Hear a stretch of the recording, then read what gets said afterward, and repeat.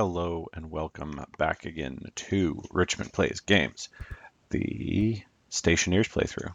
Let's go ahead and load our world back up and get to it. So on our last episode, one of the main focuses was getting our electronics printer up and going so that we could work on solar automation. And lo and behold, we have automated solar tracking. Our solar panels will stay pointed at the sun. They'll give us power. Look at that, 500 watts of efficiency. I know last time we were having some slight issues with not getting great efficiency, and sometimes what happens is if you are having some issues that everything should be working and it's not working, quitting out and loading back in after saving sometimes resolve those, and that is apparently what happened here. We are now hovering anywhere between 499, 500 watts, occasionally very briefly dipping down to 498, but we are getting 100% efficiency on our solar panels. So with power a solved problem, we can move on to smelting. So let's turn this auto lathe on and figure out what we're going to need for the furnace. We're going to need 10 grams of copper in addition to the iron that we have in there. Well, we've got copper to spare here in the electronics printer, but we can go get a little bit more. There's lots of copper around here, and we need more. We need to make more wire. We're very low on wire as well as low on low on copper in general. So there's a bunch of it over there. Let's go pick up that copper, start putting it in the arc furnace, and maybe we can just use our furnace that we're going to use to smelt steel to do some of this copper a little faster, as I will show you. We're going to do the little trick where we're going to pick up that copper in our hand, and we'll end up picking up that copper in the hand also. Here we go, back over to the base. Leaping in the low moon gravity.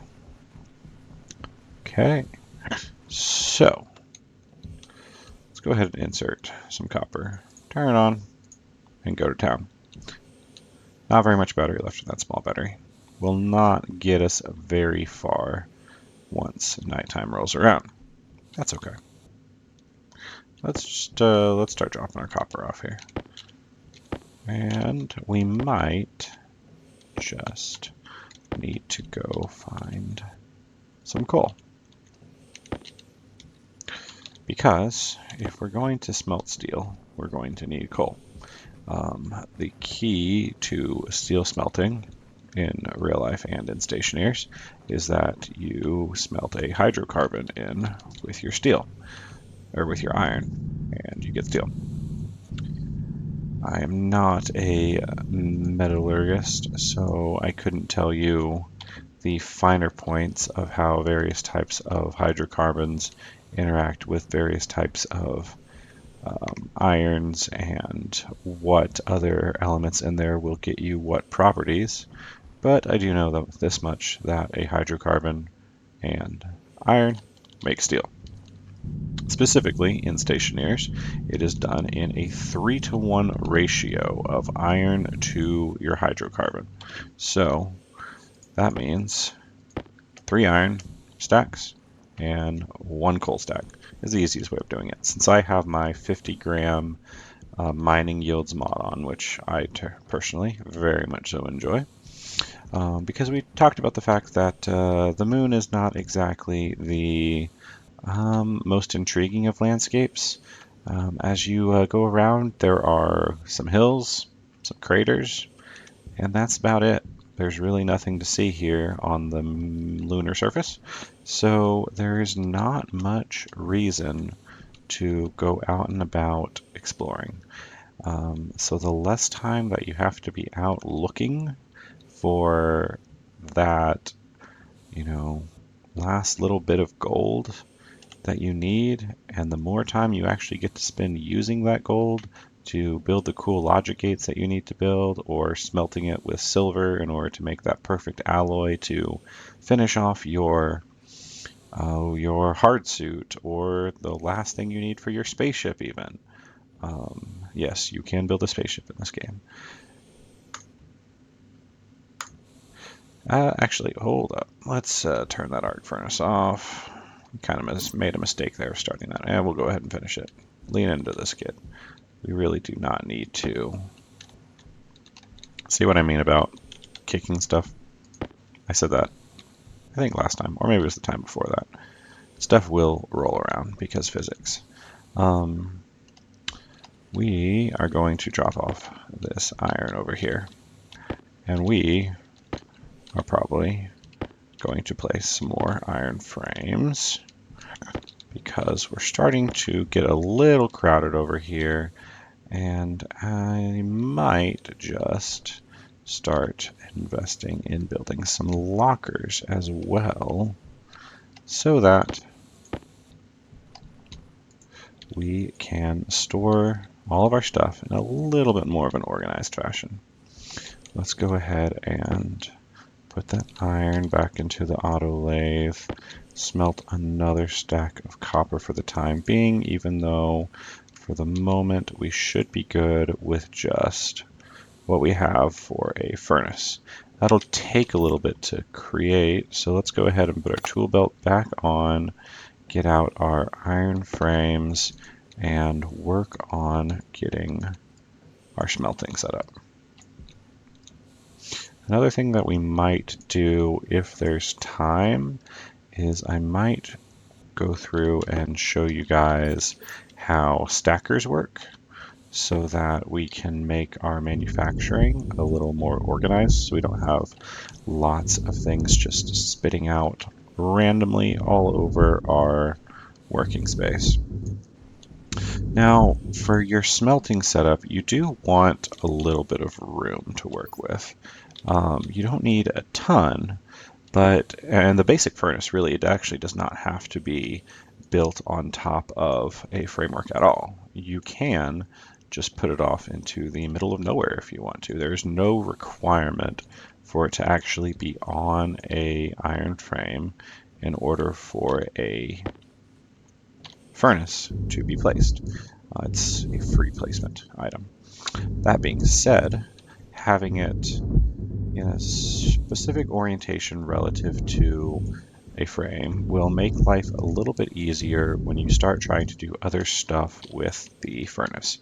This is because the furnace is used to melt ice. It is also a good way of collecting gases from the ice that you melt. A lot of the things that you smelt will have waste gases that maybe you want to collect. For example, CO2. There is a way of getting CO2 when you need it for farming out of your waste tank. That will have CO2 in it. However, in addition, as you... Uh-oh, we lost power. Oh, silly us. So let's put some coal in there. I did mention in one of the early episodes that what you don't want to have happen is losing power right in the middle of working on a long duration build, because you lose all your progress. See, we went from 95% to 0%. So that sucks. We've got 3 stacks of coal. We've got 3, 6, 7 stacks of iron. So we can actually use up another stack of coal if we need to in our solid fuel generator. That is our backup. Once we get our steel, it's going to make life very easy, because that is going to let us start to craft batteries. And when we can craft batteries, we can craft the large batteries that can go into the area power controller. But we can also craft a stationary battery kit, which will allow us to bank power, which is a very good thing. By banking power, we will overproduce energy throughout the course of a day, at least until we start getting a lot more stuff up and running. And especially if we are diligent about turning off any machines that are not in use. For example, this arc furnace, if I'm not using it, let's just turn it off. I am going to use it. I am going to go ahead and put another stack of iron in there just because you really cannot have enough smelted iron. The auto lathe and the electronics printer, and later on the hydraulics bender, it's some pretty iron intensive stuff that you can do. If I want to, say, make some lockers to be storing all of these minerals in, so I don't have a pile of 7 stacks of copper just sitting around, or I can go mine all that gold out and put it away for a rainy day. We will use all that gold eventually, I'm sure, when we start getting into some of the things that require, 20 grams of gold, or start getting some of the things that require those gold silver alloys, things like that. So there's our furnace. So we've got to place it. And what I'm going to go ahead and do is I'm going to place it right over here, and I'm going to turn it so these 2 big outputs, the one going in and the one going out, I want those facing back that way. Then that little chute down, I do not want it down in my frame. I want it above my frame because that is the output of our furnace. So right here is a good place to do it. Now I need a wrench and 2 iron sheets in order to complete construction. Well, continue to the next step of construction. So wrench and 2 iron sheets, then a welding torch and 2 iron sheets, and there it is done. So the furnace. There's a couple things to know about the furnace. You've got the input up here. You have got the output down there on the bottom. Back here are the gas inputs and outputs. You don't necessarily need to mess with those right now. Also, this will open the mold. It opens up the bottom. If you've placed things inside there, then it will get them out.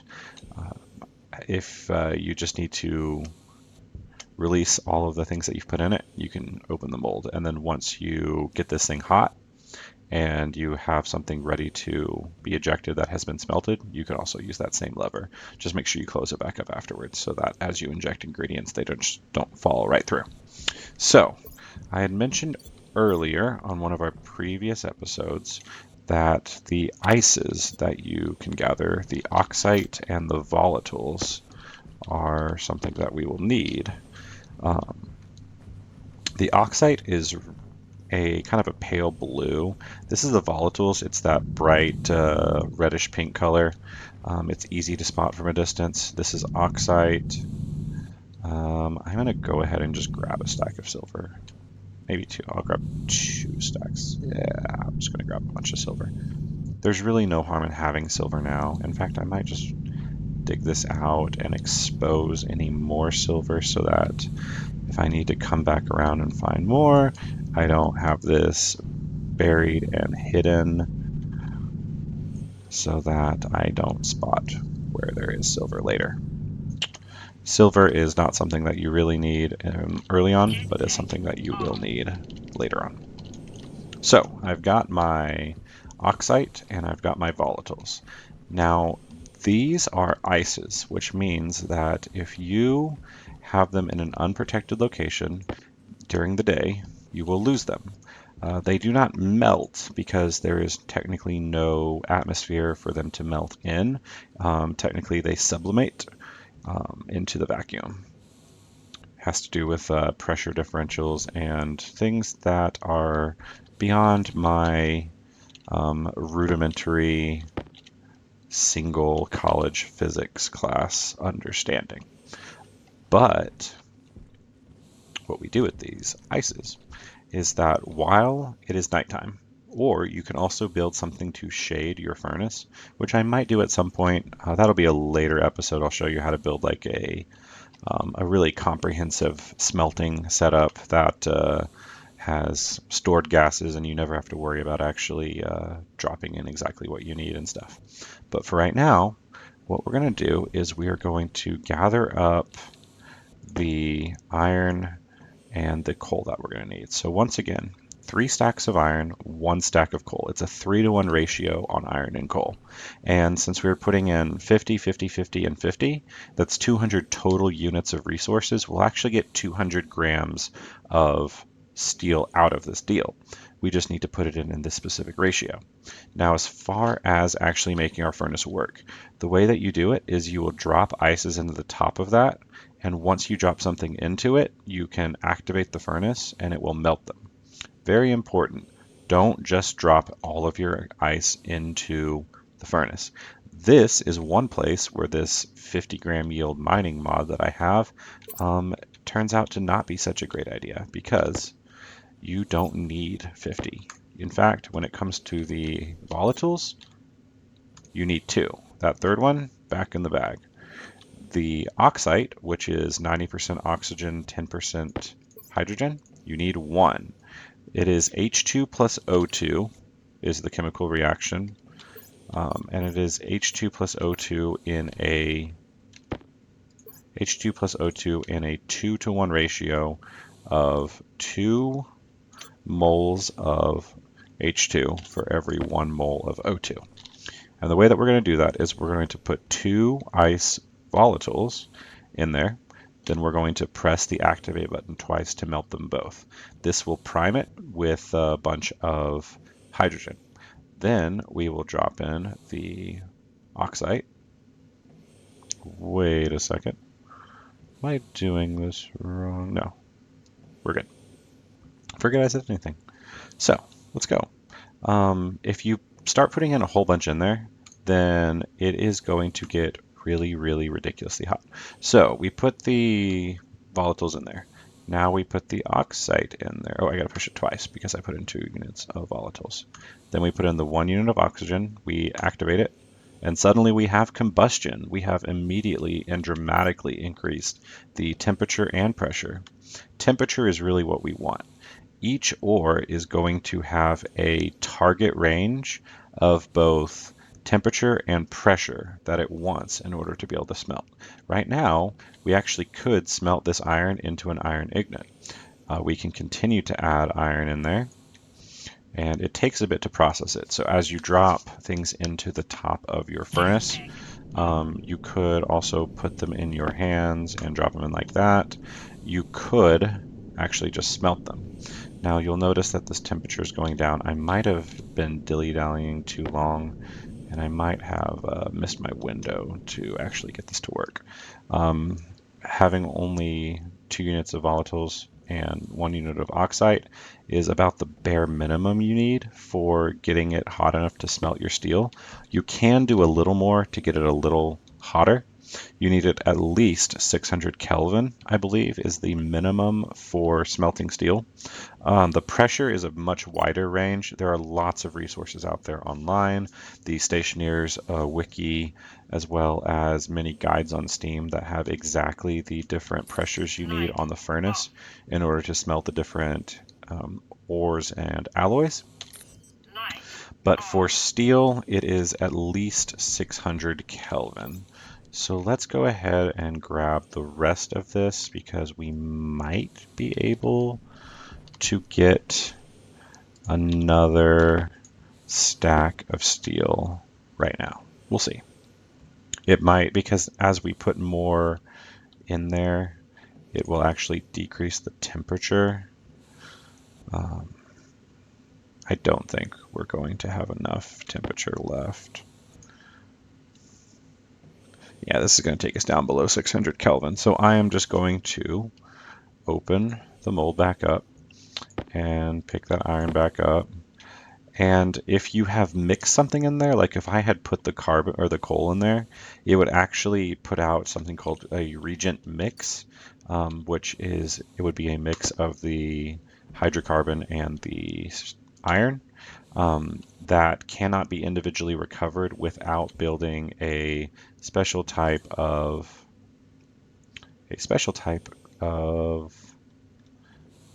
bench called I don't think it's the recycler. I think it is something other than a recycler. maybe it's the centrifuge. I think it's the centrifuge that you have to use in order to separate them out. But regardless, we've got a fat stack of steel now, and we're going to put it in our electronics printer. And the very first thing that we're going to print with our oh so pretty stack of steel is a large battery.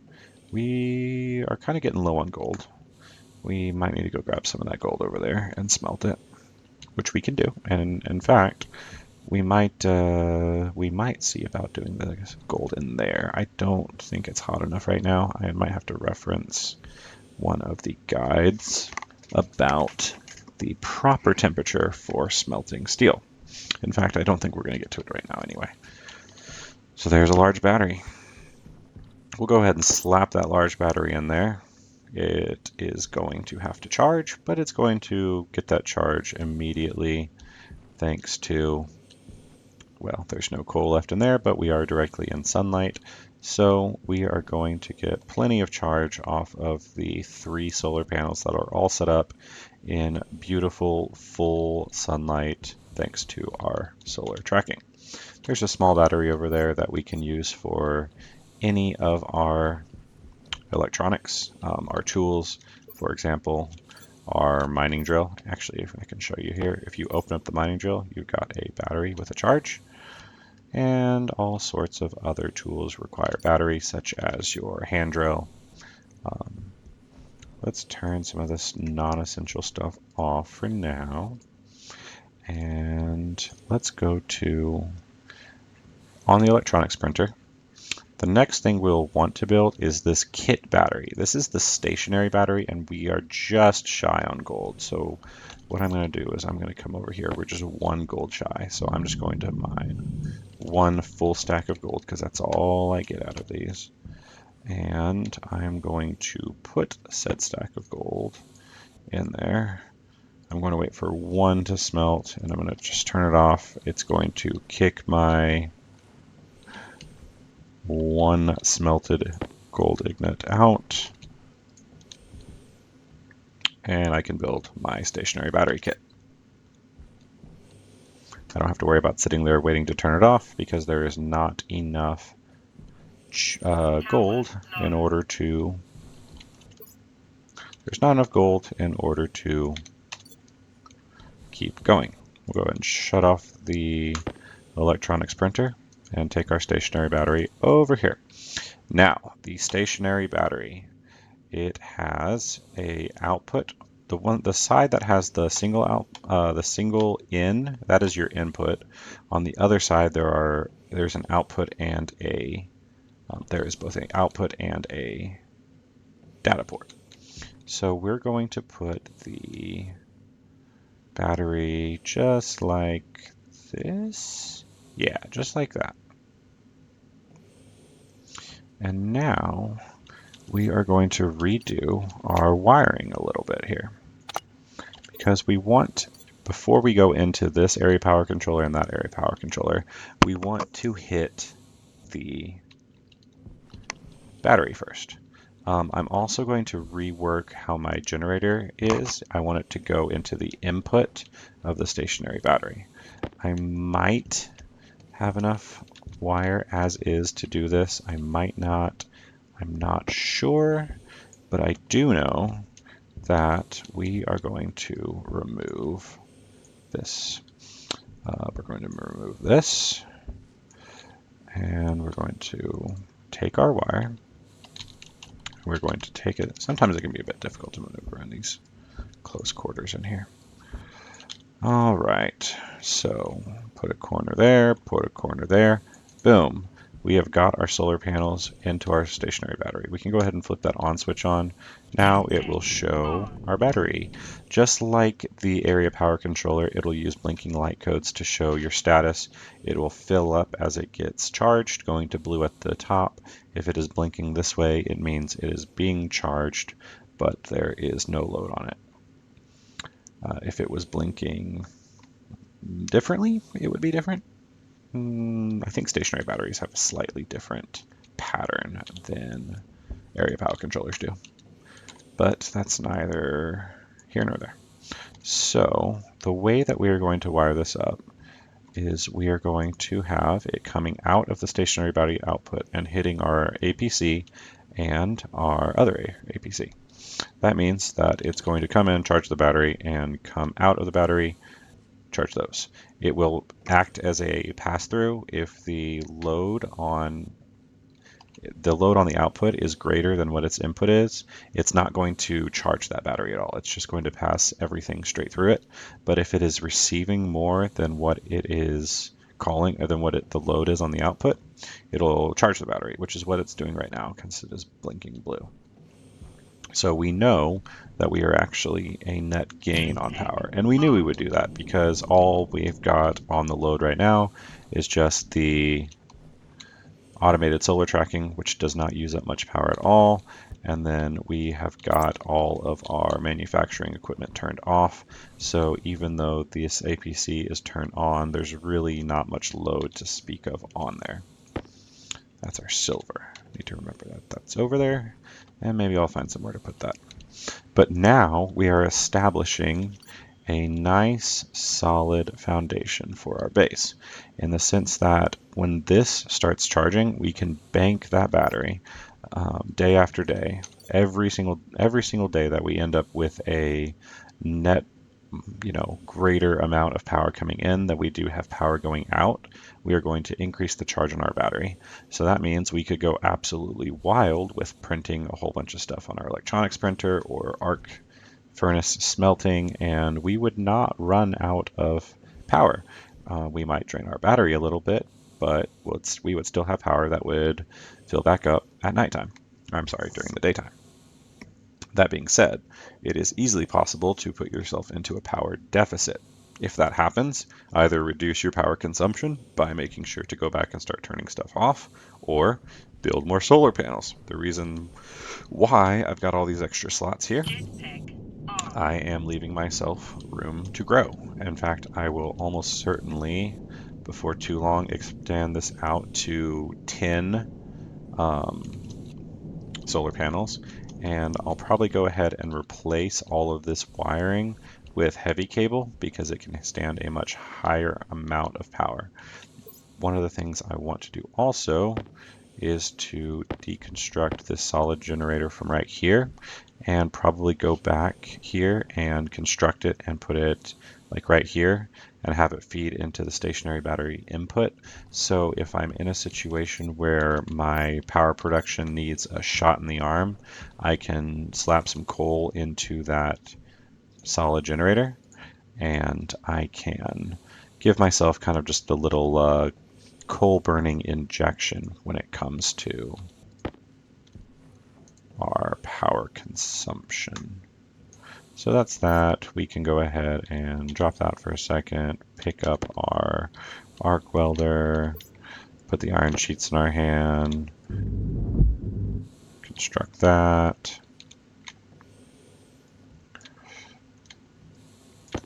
and just like that. Let's see, that's the output, right? Yep. That's the output.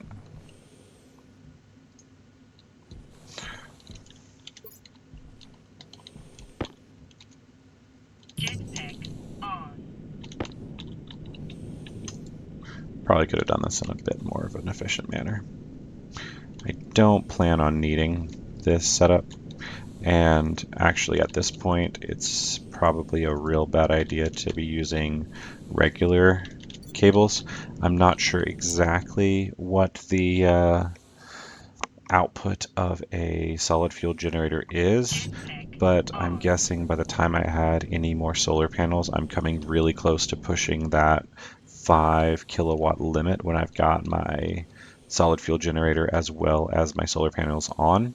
So that's something that you'll have to keep in mind, is if you plan on using a solid fuel generator as kind of an emergency power supply, then you do want to upgrade to heavy cables at the electronics printer earlier than you might otherwise, based purely on the number of solar panels.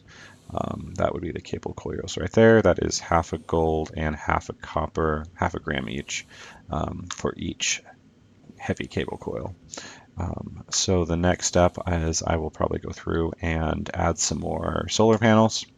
After adding more solar panels, the next step is to work on kind of getting some more steel. I can set up my furnace. It can take a little while to cool off here. There are ways of speeding that up. You can use these gas outputs to output to a type of vent that actively pushes air out in order to vent all of the CO2 and pollutants and all of the fragments of uncombusted hydrogen and oxygen. You can vent that out into the atmosphere to cool your drop the pressure, and by dropping the pressure to zero, cool off your furnace chamber to get ready for another round of volatiles and oxide combustion to smelt more steel. After that, I might get into the more advanced smelting strategies. That way we can get a nice setup going to build all of the advanced alloys that we will need in order to build cool stuff like the hard suit. There's also things that can be done, such as putting together a airtight base that is inside an airlock, and pressurizing that and getting a breathable atmosphere inside a base. So there's no shortage of directions we can go. It's just a question of what we feel like doing next. That being said, I will hop off for now, but I will see you all soon with Richmond Plays Games. With that being said,